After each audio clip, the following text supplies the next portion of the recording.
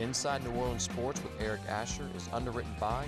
Located on Lake Pontchartrain, Brisbee's Lakefront Restaurant and Bar offers traditional West End favorites, a scenic view, oysters, and numerous tasty options. More information is available at 504-304-4125 or brisbeesrestaurant.com. Mr. Ed's Oyster Bar and Fish House has been shucking here since 1979. Located at 3117 21st Street in Metairie, Mr. Ed's Oyster Bar and Fish House offers raw, fried, and grilled oysters as well as a range of Cajun and Creole dishes. Enjoy a dozen with a smile.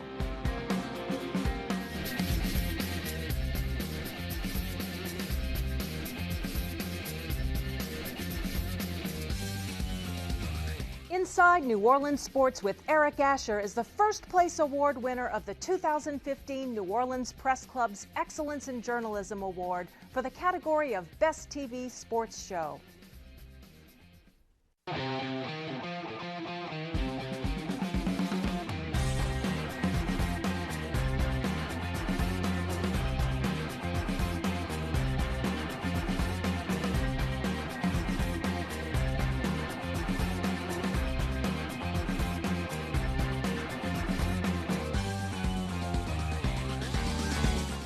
Good evening, New Orleans, and welcome to Inside New Orleans Sports. I'm your host, Eric Asher. Over the next hour, we're going to tackle the New Orleans Saints. We're going to talk about the New Orleans Pelicans. If we have time with everything that's going on, we'll talk about the UNO Privateers and also the LSU basketball team. All that coming up here on Inside New Orleans Sports. Great panel to break it down. Gus Kattengell of ESPN 100.3 here in New Orleans, and Fletcher Mackel of WDSU Channel 6. Guys, welcome to the show. Thanks for coming down as always.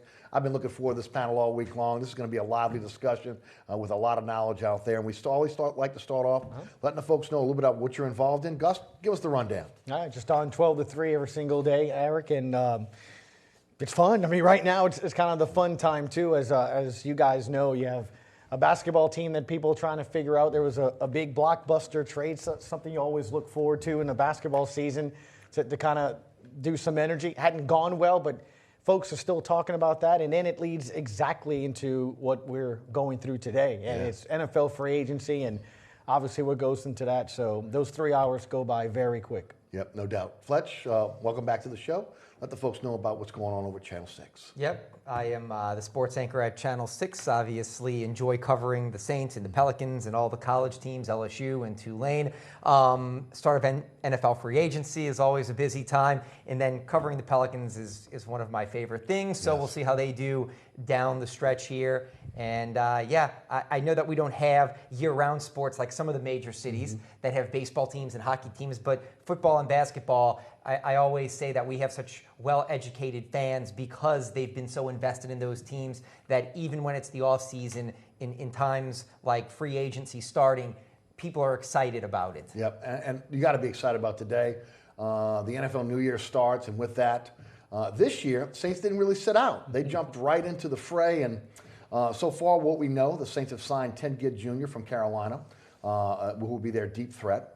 They've signed A.J. Klein, linebacker from Carolina, and Larry Wolford, a 6'3", 317-pound guard from the Detroit Lions. Nick Fairley has re-signed. What is it, 3 years, $40 million? I think 4 years, $40 million. And of course, there are rumors of Brandon Cooks being traded to the New England Patriots. We'll get into all that tonight. We'll break it down. And guys, let's start off talking about the Kattengell acquisition and what he brings to the table. To me, it's kind of like going back to what really worked for them, which was Derry Henderson, Robert Meacham, guys that could stretch the field and kind of maybe a precursor to Cooks being moved before the season starts. Your thoughts on Kattengell Jr.? Yeah, I especially think not only with that, but also with the move that you did with Carolina, sort of pillage and take a little bit from the team that you're competing with that just 2 years ago was in the Super Bowl. I think the first thing that pops in your head when you see that move is, okay, for sure, Brandon Cooks is gone. And it's not like you didn't know that or feel that this season. I mean, I was kind of taken aback, right? I mean, 555 yards of offense, 49 points, and someone's not happy about it and didn't back down about it. That was the thing that really stood out to me. And I get it, different agent, maybe bad advice that maybe led in that direction. It really seemed awkward to me. But he didn't back down on it. And I think you saw very clearly in the last several seasons with Sean Payton in this 7-9 stretch, whether you're junior black belt Gillette, Jimmy Graham, or what have you, you're gone if you're seen as somebody that's not helping that locker room. So in this offense, as you've seen, not a single Pro Bowl receiver since Payton's been here. They'll find somebody to play receiver. Right. Do you like the Ginn pickup? Yeah, I think Fletcher? the Ted Ginn pickup is great. And let's not focus on the offense. Just look at special teams. Great I think point. special teams have been a disaster. The return units. This is a guy that averages 24 yards a kickoff return. I mean, this is a guy who's an excellent punt returner that is a Pro Bowl special teams player. So, look, I do think, and you and I have talked about this, the framework was already in place. Brandon Cooks will never play with the Saints again. A deal will get done, and he is that vertical threat that you don't need to go pay a Brandon Cooks $10 million a year to be your vertical threat. Right. You can go find a guy like Ted Ginn. But I think it's two birds with one stone, and this could come back and be a tremendous move for the Saints because you get your vertical threat. He beat the Saints last year vertically in Carolina right before halftime with that touchdown bomb, that really put the game out of reach, so to say. But really on special teams as a kickoff and punt returner, I think that's where people are overlooking right now that you should be happier, maybe more as a return man than as a wide receiver, although happy for both. Yeah, Jarvis Byrd was returning kicks for the Saints last year. Yeah, which was, again, just an instant fair catch. I was going to say, that just shows you how bad their return teams were. Exactly. Jarvis Byrd was the guy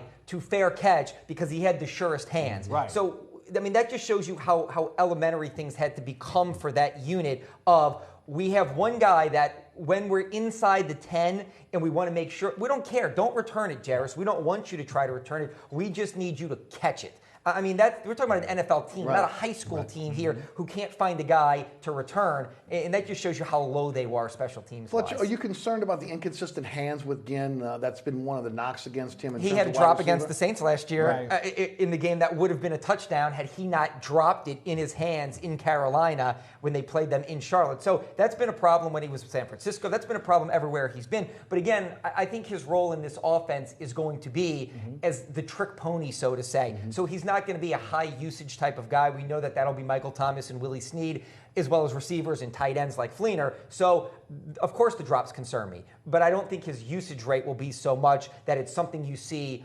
on a game in and game out basis. And again, I do think the special teams is where he's going to excel. I saw a stat today, the last two seasons, Ted Ginn Jr., 51% completion percent in terms of catching the ball, not dropping it. And also, just over 15 yards per reception. That helps as well. And what was it? 19 of those 98 receptions that he had in the last two seasons have been 20 yards or plus. So to his point, maybe he's gotten surer hands. And it goes to, I think, what Fletcher's saying. Of the catches and the targets he's going to get, they're going to be the deep threat. So they're already high risk as it is. And that was Devery, wasn't it? If he catches it, it's a touchdown. If he doesn't, he doesn't. So we'll see. A.J. Klein comes over, linebacker from Carolina, a guy that's been behind Luke Kuechly. He got a chance to play, ironically, after Kuechly goes out with a concussion against the Saints. He played well. Your thoughts on Klein, who can play multiple positions at the linebacker position, kind of what they like in that position, but a guy that's got really good speed, and he looks like a guy on his upside. Another guy this is a guy that's going into his first contract after his rookie contract. So again, a lot of upside still with this player. Again, sort of like the 10 get thing. I like that you're taking from Carolina, a little depth or something. I mean, I get it. How deep does that go? I look at it, that's interesting from this standpoint. This is the fourth straight starting middle linebacker projected, to start the season. We had Curtis Lofton in 14, Stephon Anthony in 15, Laurinaitis last year started the season, and now maybe A.J. Klein here. How good is he? What can he do? Did he learn from Thomas Davis and Kuechly in that middle there? I'll say this, at least he came from a defensive-minded defense, how to play that middle position. I think it says a lot about what you think of Stephon Anthony, even though the only time he played last year for the Saints and got a start was at middle linebacker against the Bucs, and he led the team in tackles. I'm still baffled by that whole situation, but it also tells you maybe where they're going in the draft. I like the guy like a Reuben Foster earlier or something of that nature, but okay, we just got a middle linebacker that's going to be a starter there, so it does maybe tip the hand a little as to where they want to go. Yeah, I certainly don't think Reuben Foster's in Sean Payton's cloud, so to say, as he used that term in our cloud a few years ago. I think that bringing on board a guy who played middle linebacker, started the final 6 games of the season at middle linebacker. I think that you look at him and you say he's going to be our projected middle linebacker. Not that Craig Robertson didn't do a very nice job last year, but I do think they look at him in his versatility. Craig Robertson was starting, or was originally in training camp playing that strong side linebacker, and then only moved to the middle when Laurinaitis couldn't play, and you realize that he wasn't the same player that he once was. So, look, going out and getting a guy on the way up, these are good moves. I'd rather see moves like this, trying to sign a guy on the way up than trying to... Look, the Saints have done well all over the board. And those of us that have covered the team for a long time can talk about hits and misses both ways.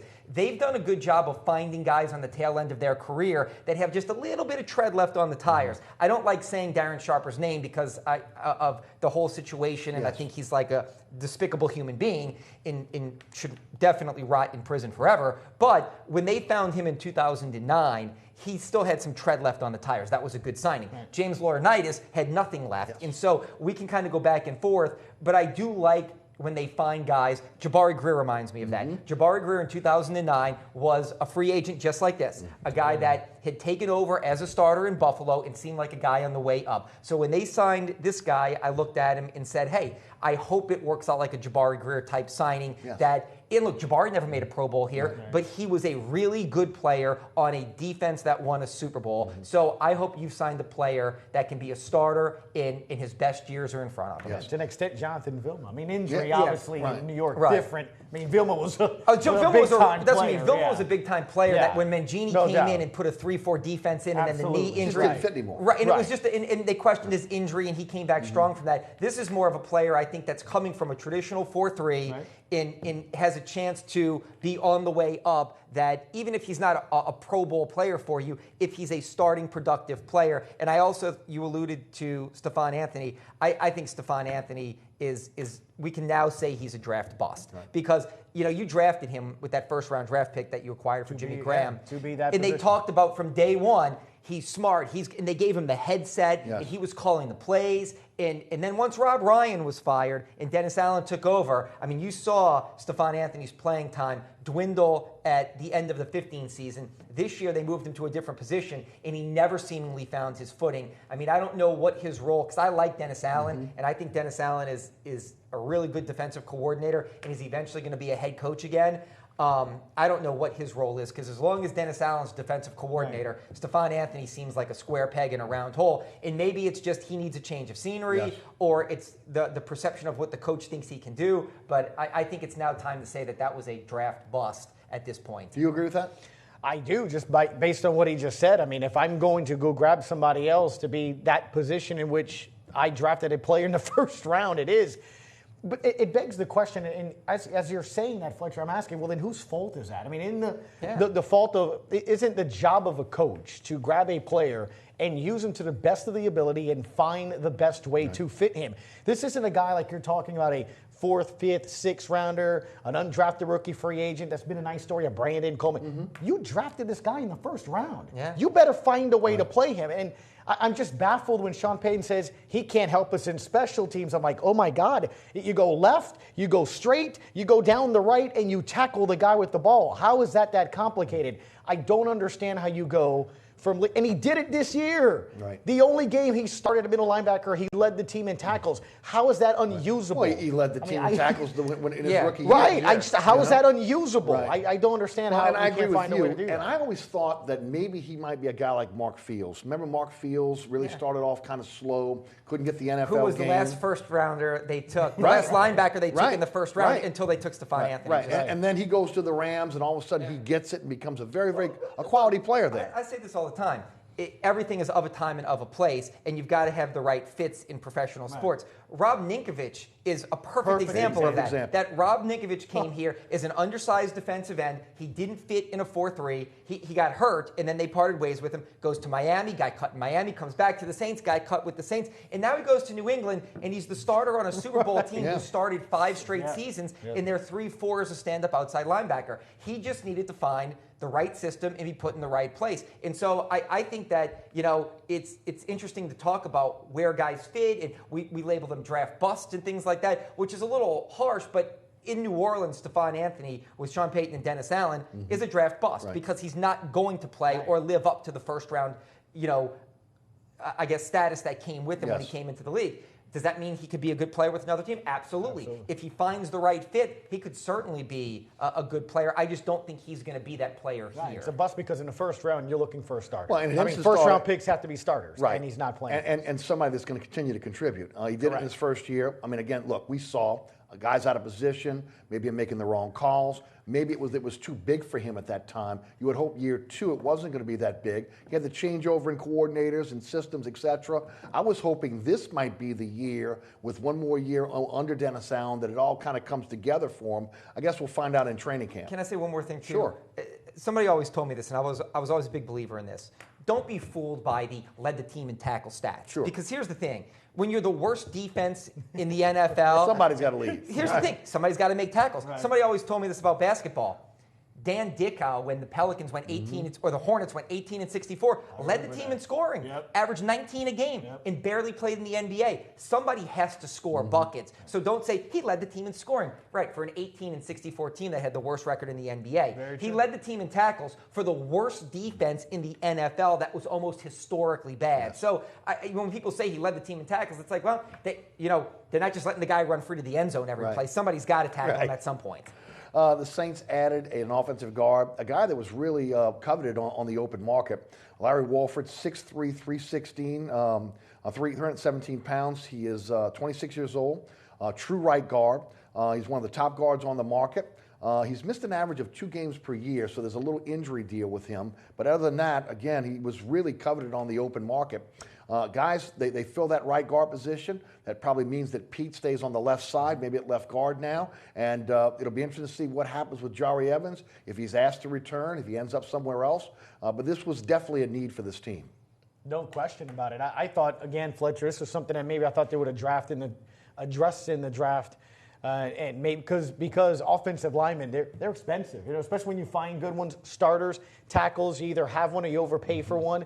Guards around there as well. And look, let's be honest. The Jari Evans move, you look at all the moves that they made last year, and I keep remembering that Pittsburgh Steelers, I know it was a preseason game, but let's be honest, when we watched that game, and it was a disaster of an offensive line and pressure here and there, and you're like, oh no. And then I think it was the next week, they went and got Jari Evans, and it settled the offensive line, and Drew Brees went on to throw for 5,000 yards. So I guess, though, I see that move, I'm thinking, Fletcher, we're moving on from Jari. Oh, yeah, Jari. I think Jari. I mean, look, they cut Jari Evans last season. They only brought him back as a panic move once the offensive line was so bad in the preseason, and they had so many issues with Senio Clemente and Tim Alito and these guys not stepping up. Andrews Pete, moving him all around. It was rough to look at. So, Jari Evans gets cut by Seattle. The Saints scoop him back up. And to his credit, he still played very well. He did. Oh, he really did. I mean, this offensive line went from being something that we talked about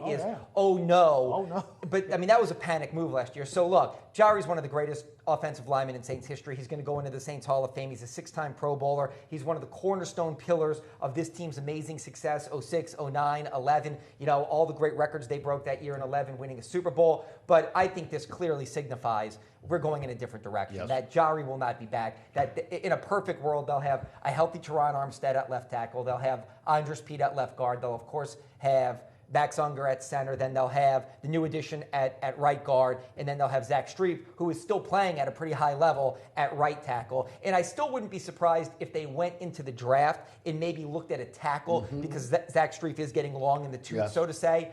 But or even a guard, and potentially look at Andrews Pete eventually sliding back to tackle on the right side. But I still think drafting some type of offensive lineman, be it tackle or guard, is still a very realistic possibility. And I've talked about Ethan Posick, not just because he's at LSU, but because he's a utility guy.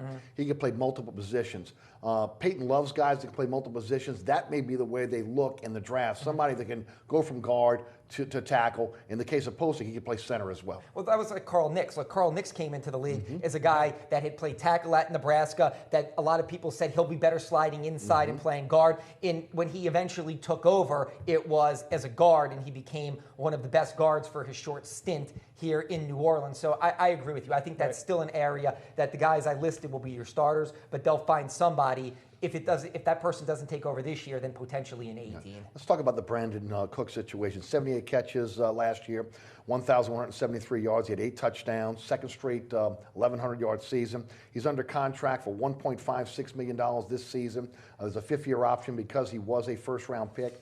The reported trade between the New England Patriots and the Saints today, which has not been consummated as of the airing of this show, would be Cook's and the Saints' second-round pick, which is 42 overall, to the New England Patriots for Malcolm Butler, and New England's first-round pick, which is 32 overall. The rumors out there is that Peyton is pushing for another pick in next year's draft. He wants.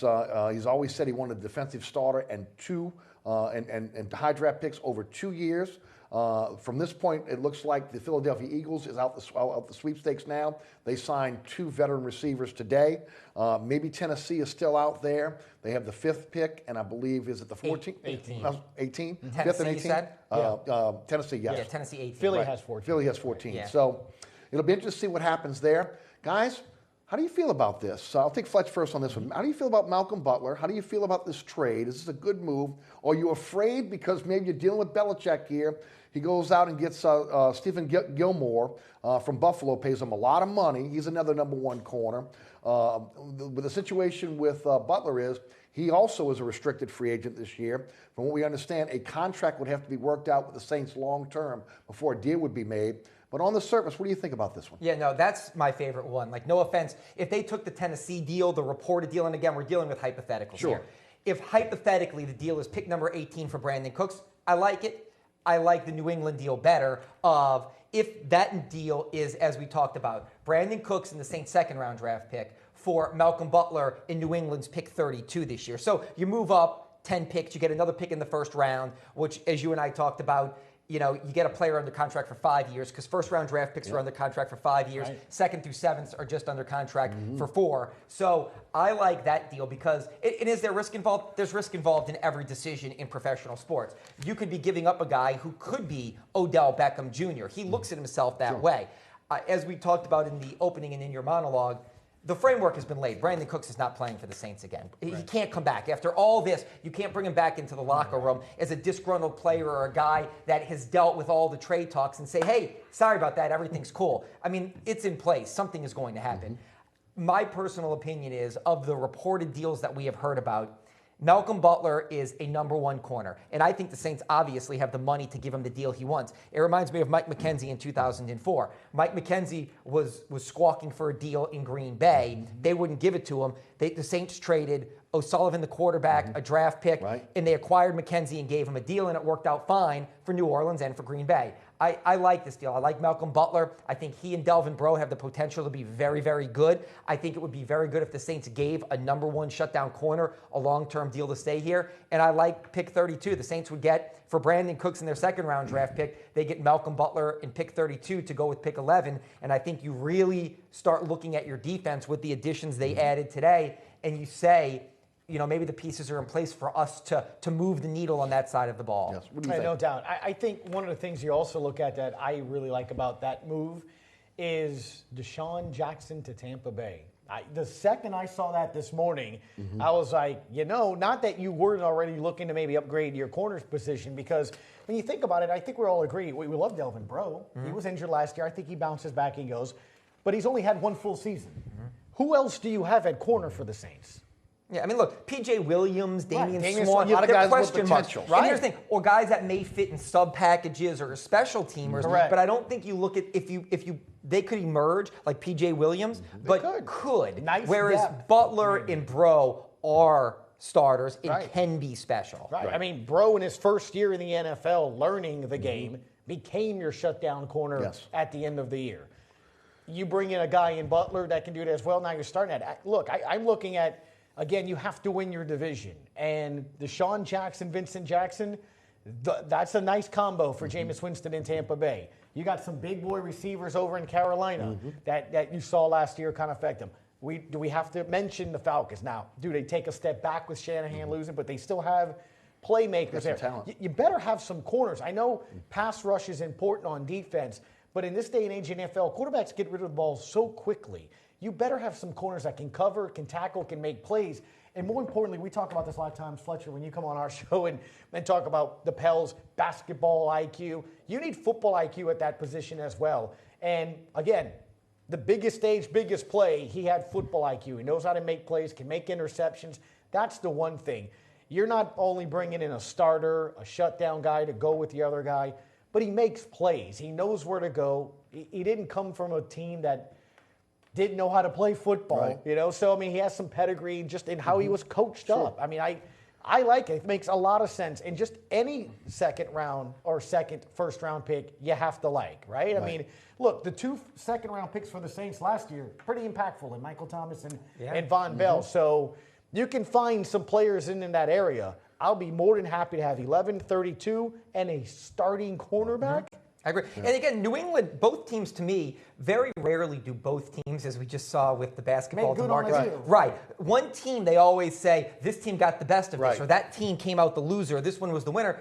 If this deal happened, they'd probably both get an A. That New England would get younger and faster. And look, Brady's the greatest quarterback in NFL history. But you don't look at their receivers and say speed, fast, young. I mean, they're all old, and they're all more slot guys that get it done because they have a masterful quarterback and a great game plan. You get a young, fast guy that could really energize that offense, and they've been masterful. I mean, New England are the team, the poster child for trading down and getting value picks in the second and third round. So they would probably be celebrating Cooks and a value pick in the second round. The Saints would be celebrating a number 1 or a 1A corner to go with Delvin Breaux and a second pick in the first round. To me, that is why I like that deal so much, because it's a win for both teams, and it truly helps both teams. Not that the Patriots have a lot of needs, but if they have one need, younger and faster is what they can do. Right, and think of the fact that I know they traded for a tight end from Indianapolis today in New England, but if Gronk is ever healthy, you can imagine what a Cooks could do for that. I mean, you already have to keep an eye on him over the middle, but I mean, again, just having somebody that can take the top off for them with a quarterback like that, I agree with you. I think it's a win-win for both. The last time they had a guy that I can remember, and again, we don't cover the... Yeah, I was going to say, the last time I remember New England having a guy that could go deep and vertical like that was Moss, when Brady and Moss set records that season, and it was just crazy how good their offense was. It's interesting how this has kind of evolved, because you never hear Mickey Loomis and Sean Payton talk about potential trades or moving a player. It was reported last week by Matt Miller, Bleacher Report, that Cooks and his agent initiated this, that he wanted out of New Orleans. He wanted to be the featured receiver. He wanted to go somewhere where he could be a featured guy. I kind of buy into that now, because we've never seen Payton and Loomis. They did it on their website. John DeShazier did the interviews, but still, they were very open about the possibility of moving him, but also wanted to make sure they got quality compensation for him. Now, look, I'll say this, Fletcher, and you know this on a day-to-day basis when you go out there. He won't tell you if a guy sneezes when it comes to an injury report. So when Sean Payton, initiates the conversation, Brandon Cooks, good guy, but we can help our defense. I mean, you listen and you pay attention. Hey, he did the tour not only on his team's website, which, by the way, you can ask, what are you going to ask me? And he started out with that. Then he goes on with Susie Cobbler on NFL Live and talks about it, but he did it right. We love him. He is a value, and he's right. He's he produced for us, but he can help our defense. I think he was actually honest on that aspect, but he did it right. Didn't do the whole disgruntled thing, which we know from here. But at the same time, he's like, hey, look, he's available. But yeah, the second he started talking about him, and he's an asset, right? Yeah, and you and I have talked about this on your radio show. It was a masterful political move. It really was. Well, because here's the thing. I think it was out. When the Jimmy Graham trade happened, it came out of nowhere. Obviously, that was in the works because they'd had talks with Miami reportedly too, and the deal with Seattle, it happened like Blitzkrieg style. Like, it was done when it was reported. There were no, smoke, then there's fire. We see the smoke, and then we see the fire. This is a lot of smoke. We know there's a fire, and we know this is going to happen. But I think this was them kind of circumnavigating around something they didn't want to get out. And I think the framework of this has been put in place. The deals with Tennessee and in Philadelphia didn't just pop up the day it was reported. That framework, I think, was in place. And I think they've probably already had conversations with New England. But once this got out, it really takes away leverage from the Saints' perspective. And so I think them doing the interviews with the team website, very smart. Them going on shows and talking about, we love him, he's productive, and we don't want to give him away, was them trying to just get around this and say, look, we'll keep him if we have to, because I think they realized if this continues to fester, his worth is going to go down, especially with those reports of he wants out, his agent wants out, he was griping about his targets after the Rams game. Then it becomes, well, we know you're going to get rid of him, so the offers get worse and worse. So once this got out, I think what happened last week was them in a political type move saying, let's spin this a little bit back in our favor and let people know we don't have to trade him. We are, but we want to make sure that we're not going to get lowballed now by this being out there and him look towards as a disgruntled player that we have to move. And as you talk about all the time on your show, Eric, they controlled the message. Oh, they do. They definitely do. But let me ask this question: when you look at this situation, do they have to get this done quickly now? Can they wait till the draft at this point? There are teams that are filling holes at the wide receiver position. Philly was one of them. Philly's probably out of this at this point. We heard that the Saints had turned Philly's offer down for their first-round pick. Now that this is out, now that we're seeing some of the good players come off the board in free agency, is there a rush now to try to get this done with New England or someone else? I think it is, right? I mean, just consummate it, make it happen. Only because it's poker, right? I mean, it's become popular for people watching it on TV and people that play it. I'm horrible at it, right? But when's the tell? When do you put the chips in? When do you know? You don't want to overplay this, And I think that's the fear. It's down to 2, it looks like. Do you overplay and all of a sudden the team goes, you know what, that's fine, we'll find a receiver. You have the kid from Washington runs a fast, maybe Tennessee goes, maybe we'll package the 18 and move up and get him somewhere around there. I think the longer you wait, the more different possibilities New England and Tennessee can have to find a receiver. Yeah. So I think that's the art of the negotiation. When do you play hardball? When do you make it happen? And we could be looking at this, it could be slowed down right now because they really could be negotiating with Butler right now for a long-term deal, which was part of this. But is it now incumbent upon the Saints to get this done quickly?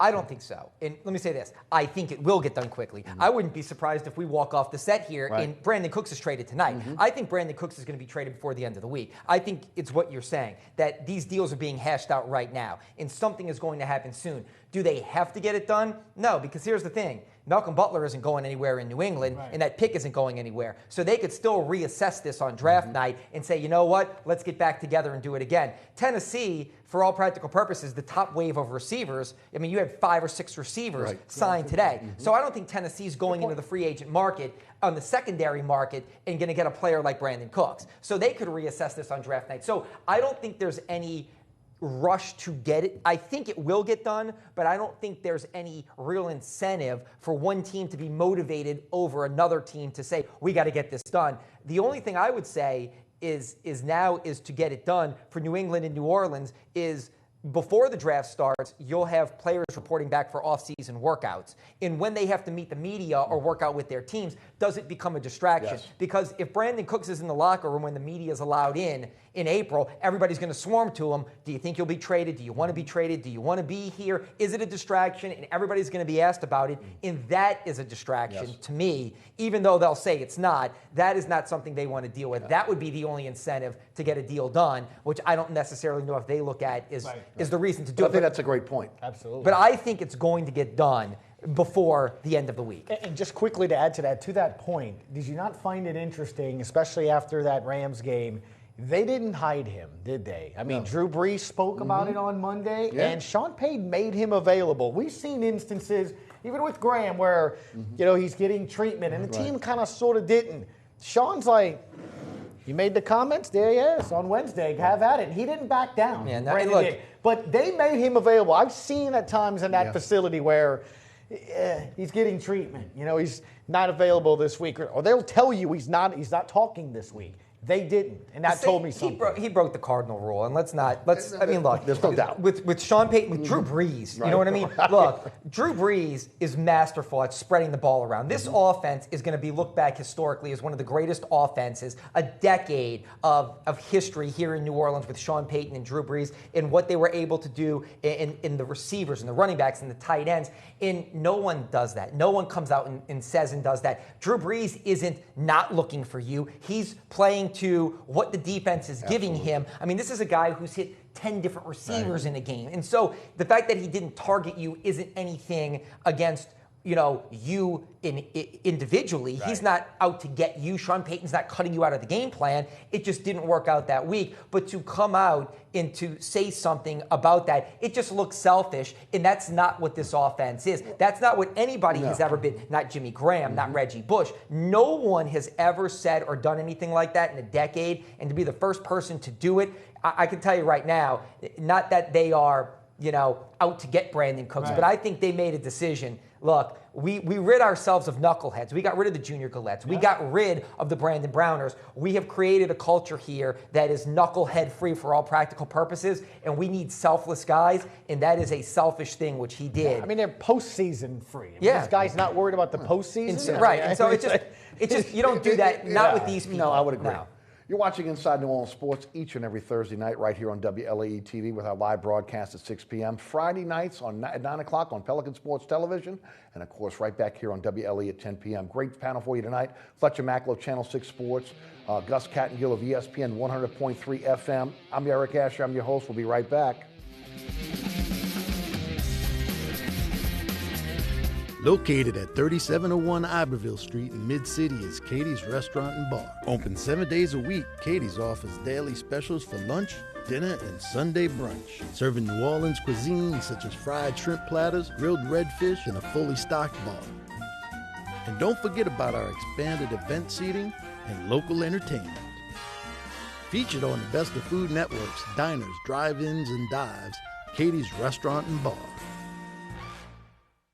Amco Fence, locally owned and operated since 1976. Fully licensed and insured and a member of the BBB, Amco serves both residential and commercial customers. If you're looking to repair, replace, or install a fence for security or aesthetic reasons, Amco Fence supplies wooden, metal, chain link, vinyl, and ornamental or automatic gates. Amco aims to satisfy your fencing needs. Amco Fence, 504-468-9559 or amcofencecompany.com.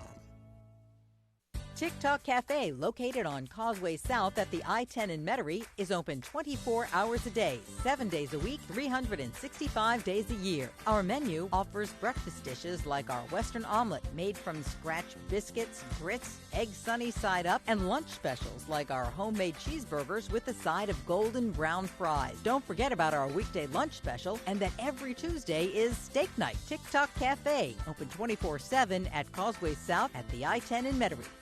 Welcome back to Inside New Orleans Sports. Tonight, Fletcher Mackel and Gus Kattengell are our guests. Guys, final word on the Saints, and then we're going to jump into some Pels. They've got the guard, pretty good guard from what we understand. They've got the speed steer that they needed to be able to replace Brandon Cooks if ultimately he is traded. And they got the linebacker.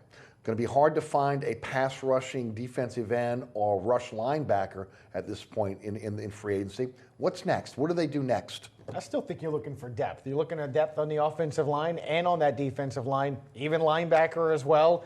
I just think you could find depth anywhere, to be honest with you. We touched on Damian Swann and P.J. Williams. I don't know how healthy they're going to be when they come back. Give me competition. Why not, right? If I can find somebody that can give me something not only depth-wise, but Fletcher touched on it with Ted Ginn Jr.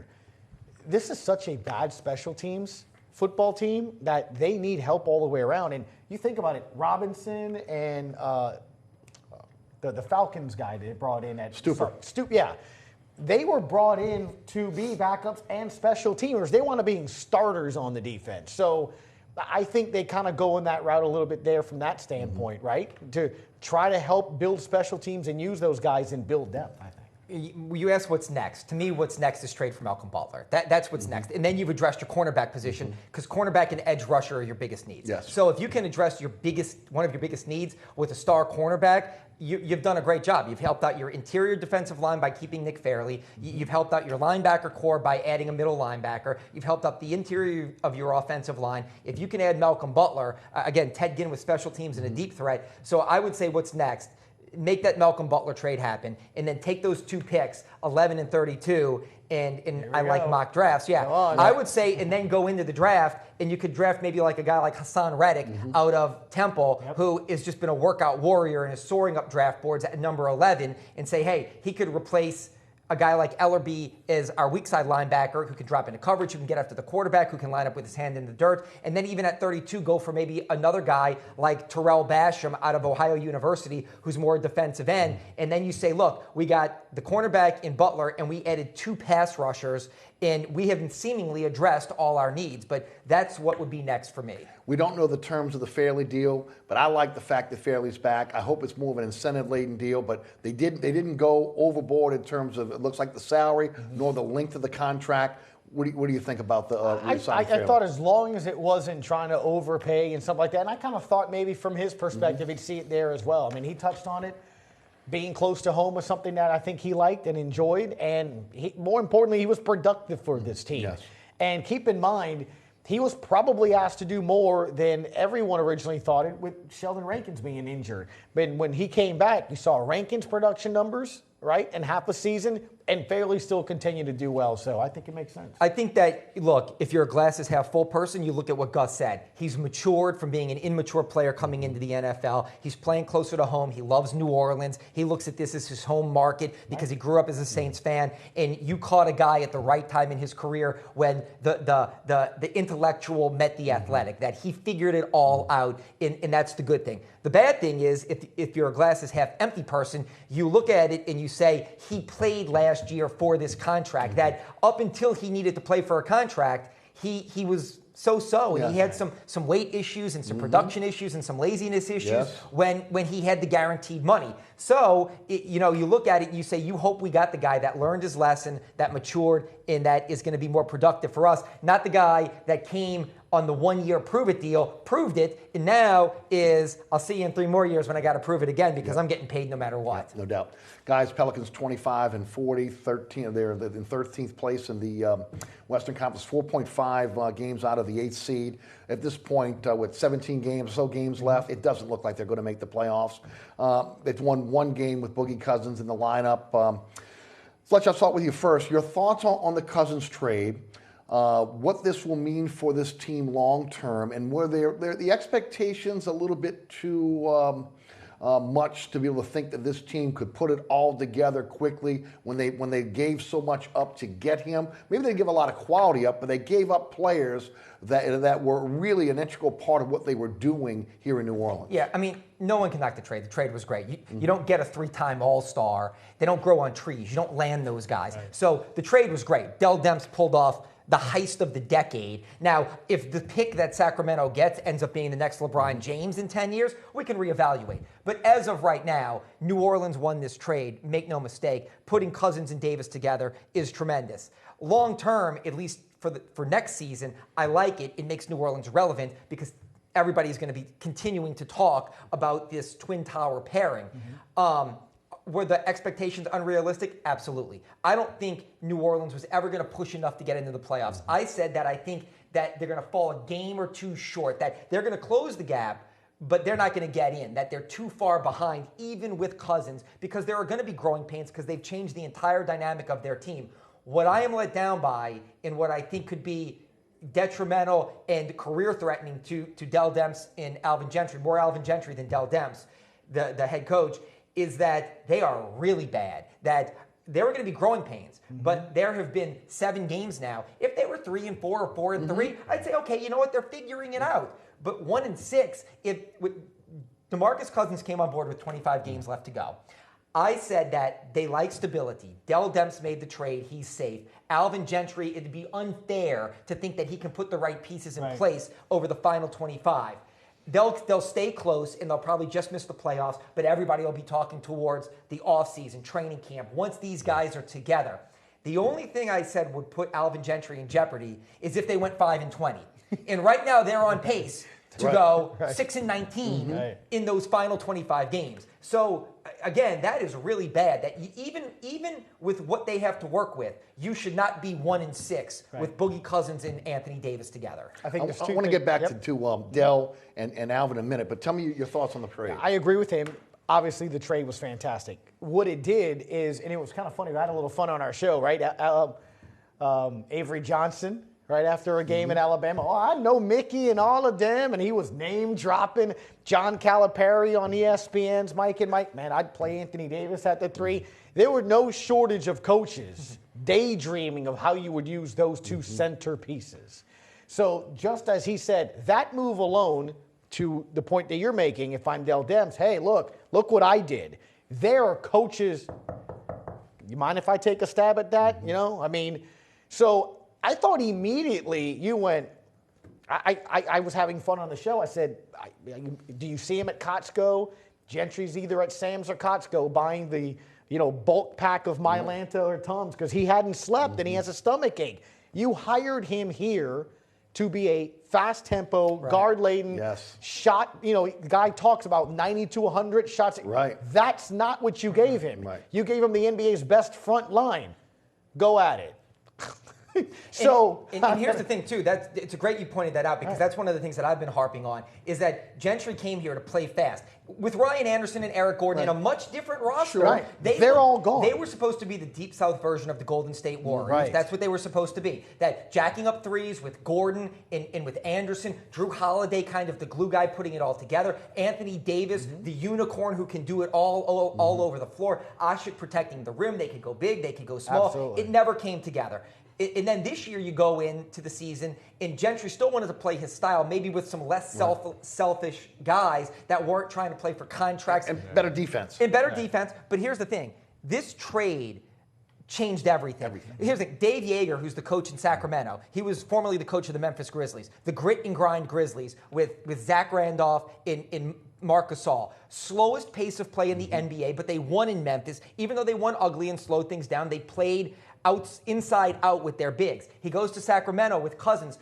DeMarcus Cousins was having the best individual season of his career with Dave Yeager. Slowest pace of play in the NBA. They walk it up, very methodical, very Monty Williams-like. Yes. And now you put Boogie Cousins in after games. I'm still floored when I hear Alvin Gentry say, we got to play with more pace. We got to. This is not going to work. Cousins and Gentry, they have to figure this out and figure it out soon. If not, one of them has to go, and it won't be DeMarcus Cousins. Well, you saw him in the game yesterday. He gets the rebound, and he's walking up the court. He's used to a certain style. And the other thing is Drew Holiday. That's the biggest point of this. Another 7-point performance last night. Rough night shooting. In the press conference, right? DeMarcus Cousins, the big 3. I mean, they're referring to Dell Demps. He saw that out there.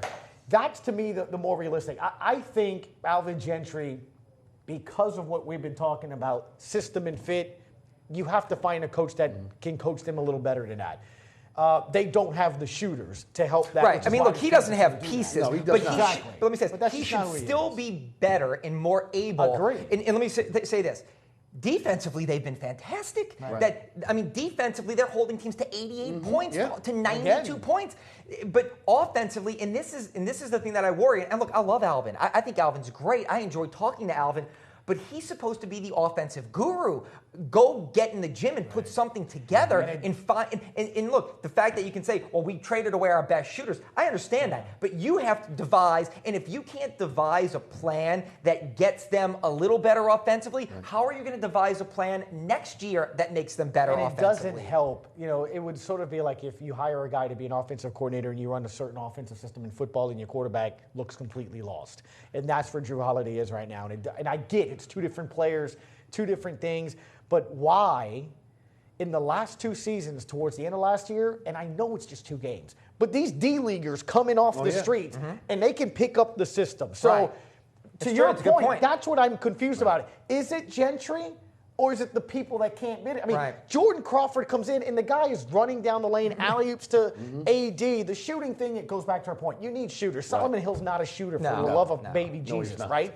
But my point is, that's the thing to me more than anything else. I get there's some time to do that, but it's Drew Holiday's Well, players no, and really that's the thing is baffling that to me. we talk about Drew Holiday making a lot of money and being the big three. If Drew Holiday, since the All-Star break, is shooting like 28% on three-pointers, if he was just shooting 35%, they are probably a much better team because he's getting open looks. Solomon Hill's shooting 8%, but Solomon Hill came in as a defensive player, and even though they said, we can hit some corner threes, but Holiday going forward, this is what you're going to see. This is your offense with what he needs to do, and if he can't knock down those shots, they are really, really in trouble. Well, let's talk about leadership role at the corner at the point guard position, because it doesn't seem that Drew is a vocal leader. And with this group now, with Boogie Cousins and Anthony Davis not being a guy that's really a vocal leader, Boogie Cousins a guy that again is a scatterbrain on the court. I mean, he's just an emotionally out there.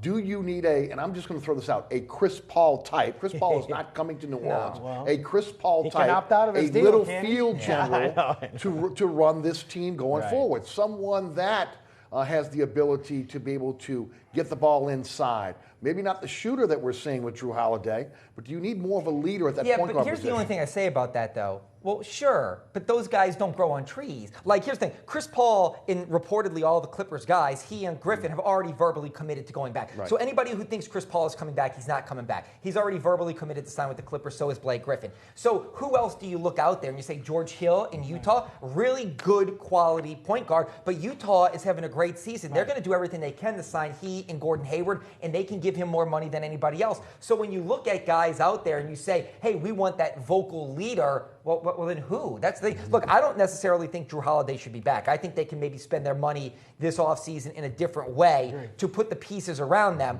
But when people say Drew's not a leader, look, I like Drew Holiday. I think Drew Holiday's classy two-way players don't grow on trees. Agreed. This just may not be the right fit for him. He may be just like Eric Gordon and Ryan Anderson. He may go to another system next year and take off because it's a better system for him. I don't think Boogie Cousins, and Davis are working. 17 games to prove that they can find some type of sync and make it work. But I don't think he's the right fit. But getting back to the whole leadership question, those guys are few and far between and hard to find. I think your leadership needs to and will come from 23 and Anthony Davis. To his point, I was joking about it on the show. I'm like, that wrist contusion for Anthony Davis, that's a 2-week injury with another week to evaluate. And go get me a top 3 pick. And I need scoring. I think when you have those two guys, back to his point on the trade, when you have those two guys and you can go use that money that you would maybe get for a max deal for Drew or in a bidding war for him, I need a guy to bring the ball up the court with a little more size maybe than Tim Frazier, find the way where to go, create and penetrate, and have that scoring come from a good shooting guard or something like that. Now, again, to his point, do they grow on trees? Can you find that? Again, if you're fortunate enough and fall into that top 3, they got some guys that can score, in college right now. And that's maybe where I would sort of go. I know they have 17 games, but they're going to have to show me a lot. Just say this. If the Pelicans luck out and keep their top 3 pick, they are not going to keep it. That they're going to trade it. I don't care what anybody says. With a veteran. Here's the thing. I don't think they're going to get into the lottery. Well, they're going to get in the lottery because they're not going to make the playoffs. But just for your viewers right now, if the Pelicans pick doesn't fall 1, 2, or 3, it goes to Sacramento. If it's 4 through 14, it goes to Sacramento, which is probably going to happen. It's probably going to be 4, 5, 6, or 7. But let's just say they luck out and land at 3. I don't think they keep it. I think they take that pick and go to a team like Portland and say, hey, you want picks? We want C.J. McCollum. We'll send you Asik in pick 3. You go take that pick and send us a guy like C.J. McCollum. Or go to Miami and say, hey, we want Goran Dragic. We'll send you this pick. For teams that are on the fringe and say, hey, we may want picks instead of players. Just my belief, we can reassess this if it happens. I don't think they'd keep it. I don't think they'd keep it if it was 1. Well, let's head to the phone lines because we got a full call board. Let's go to Chris Uptown. Chris, welcome to Inside New Orleans Sports. Hey, Chris. Hey, I think the Pelicans need a new coach. All right, I'll get the panel's kind of answered. Do you believe that they need a new coach going into next year, or is this a situation where Gentry gets one more year because of he's never had the group that he thought he was going to have coming to New Orleans? New coach. I think he gets another year simply because I don't think they want to create instability like DeMarcus Cousins dealt with in Sacramento. I think they want to give him a chance to be successful. So I think they probably need a new coach, but I don't think it happens. Brian is in Metairie. Brian, welcome to Inside New Orleans Sports. Hey, Brian. Hi, gentlemen. How y'all doing? Doing great. I'm listening to the conversation. Totally disagree. I don't think Gentry should have been there. Gentry should have been gone 20 games ago. I think Demp should have been gone 20 games ago. I think that's the main problem with this team. They haven't done nothing thus far. I don't see where letting them stay. I'd get rid of them yesterday. They need to be gone, long gone already, both Demps and Gentry. Listen to what you got to say. Thanks for the phone call. Let's talk Demps. Yeah, I don't see how. I think Dell Demps just pulled off the greatest trade in the last decade in the NBA. I mean, he robbed DeMarcus Cousins from Sacramento. Yeah. I have been an outspoken critic of Dell Demps in the moves he's made and how he's done things, but he just made a career-changing decision. So I don't see how you fire the guy that just brought you DeMarcus Cousins for nothing. Right. Same thing. I think Demps is safe. I think Gentry, I'm telling you, the second that thing happened on Sunday night, the guy went, where's the Mylanta? I need the Pepto, because he did not sleep that night. Guys, I go the other way. You look at Ryan Anderson, you look at, which was a great move on Demps. You look at Anthony Davis, he got lucky, and there was a fire sale in Sacramento. If I'm looking at this, I'm looking at maybe, sweeping this thing clean, bringing a new general manager with new eyes, fresh eyes on this, let him bring in a coach, and try to go at this thing in a different direction. But time will tell on that. Let's grab the phones again. Greg is in Houma. Greg, welcome. You're on Inside New Orleans Sports. Hey, guys. I got a question. Is there any information on Jarris Bird? I haven't heard anything. Well, he's been released. I have a fill in the blank for you guys. With all the moves that the Saints made today, unequivocally, the draft pick at number 11 will be at defensive end, or just make one solid pick. Right. I think pass rusher. Without question. That's the one area they haven't addressed yet. Right. Cornerback and pass rusher, and I still think in my heart of hearts that this Butler deal gets done, but cornerback pass rusher at number 11. Yeah. Now, again, cornerback pass rusher, especially with the Deshaun Jackson going to Tampa Bay, if they don't get Butler. Right.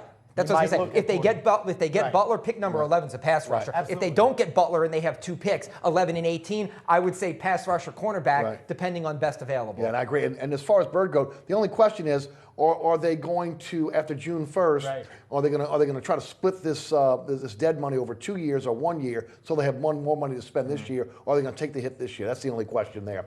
Wallace is in New Orleans. Wallace, welcome to Inside New Orleans Sports. Hey, Wallace. Hey, how y'all doing? Good. Fellas? All right, let's get rid of Brandon Cooks. Let him go and get Michael Williams from Clemson.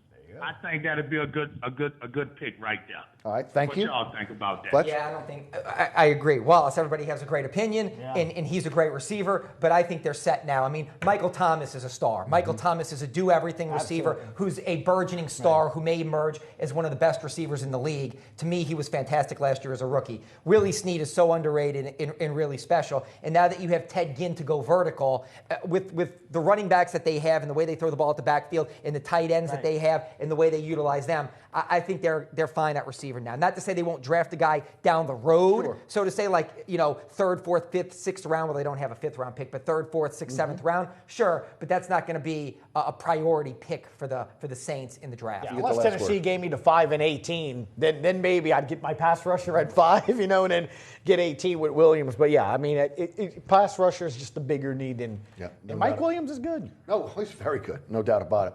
Guys, what a great night tonight. Great panel. Thanks so much for being with us here on Inside New Orleans Sports. Fletcher Mackel, Channel 6 Sports. Gus Kattengell of ESPN 100.3 FM. Thanks so much for tuning in. Remember, there's a rebroadcast of this program each and every Friday night right here on WLAE-TV at 10 p.m. statewide on Pelican Sports Television. It's 9 o'clock. You can catch me on the radio, 990 AM WGSO. That's weekdays, 11 a.m. until 1 p.m. You can download the podcast, listen live at ericasher.com. Don't forget about that TuneIn Radio app. Great way to take the show with you anywhere. And, of course, you can catch all the previous episodes of Inside New Orleans Sports at ericasher.com as well. Great panel tonight, Fletcher Mackel and Gus Kattengell. Thanks to them. Also, thanks to the WLE production staff, including Ron Yeager, Jim Dotson, Kenny Juno, Naila Jones, and my director, William Mill. Thanks so much for watching. We'll see you next week for another edition of Inside New Orleans Sports.